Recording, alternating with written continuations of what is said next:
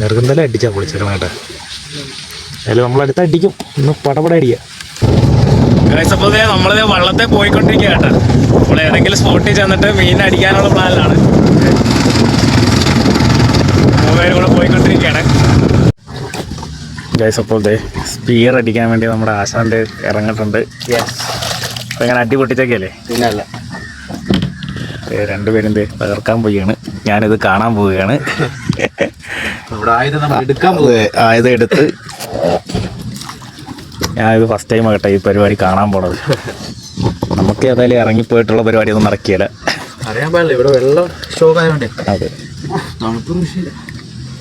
ഏതായാലും നമുക്ക് അടിയിലേക്ക് പോയിട്ട് പറ്റുവാണെങ്കിൽ അടിച്ച് കയറ്റിയിരിക്കും.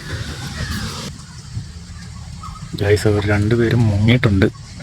വല്ലതും കിട്ടോ ഇല്ല നമുക്ക് നോക്കാം. നമ്മൾ വേറെ സ്പോട്ടിലേക്ക് വന്നേക്കോ കേട്ടോ. മീനൊക്കെ അടിപൊളി നടപ്പുണ്ട്, പക്ഷെ ചെറിയ സൈസാണ്. വലിയ സൈസുള്ളതൊന്നും അടുക്കണില്ല. പിന്നെ വെള്ളത്തിന് ചെറിയ കലക്കലുണ്ട്, അതിൻ്റേതായ ഒരു കുഴപ്പവുമുണ്ട്.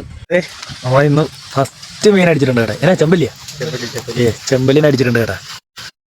നേരം നടന്നിട്ട് ഒരു കാട്ടിൽ കയറി സാധനത്തിന് തലക്കെട്ട തന്നെ അടിച്ചേക്കണത്.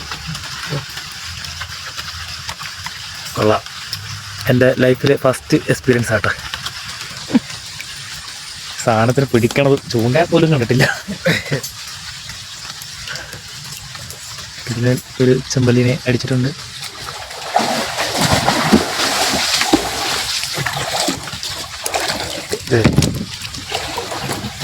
നല്ല ജീവനുള്ള ചെമ്പല്ലി. സാധനത്തിന് ആദ്യമായിട്ടാണ് കേട്ടോ ഞാൻ കാണുന്നതല്ല, കണ്ടിട്ടുണ്ട്. ഞാൻ പിടിക്കണ കാണണം ആദ്യമായിട്ടാണ്. നെറുകുന്തല അടിച്ചാൽ പൊളിച്ചേക്കണം കേട്ടോ. അതിൽ നമ്മളടുത്ത് അടിക്കും, ഒന്ന് പടപട അടിക്കുക. രണ്ടുപേരും കൂടെയാണ് അംഗത്തിന് ഇറങ്ങിയേക്കണത്. അടുത്തവന ഇപ്പം തന്നെ അടിച്ച് കയറ്റും കേട്ടോ. അടുത്തവന ചെറുതാ കേട്ടോ, അടുത്തവന അടിച്ചിട്ടുണ്ട്.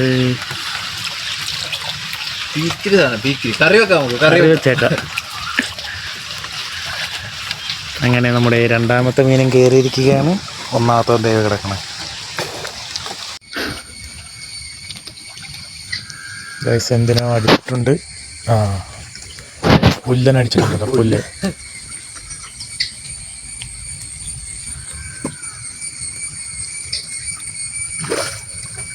അത് മുഴുത്ത പുല്ലനാട്ടെ. ഇവരുടെ രീതി പറയുമ്പോൾ ജമ്പർ സാധനം.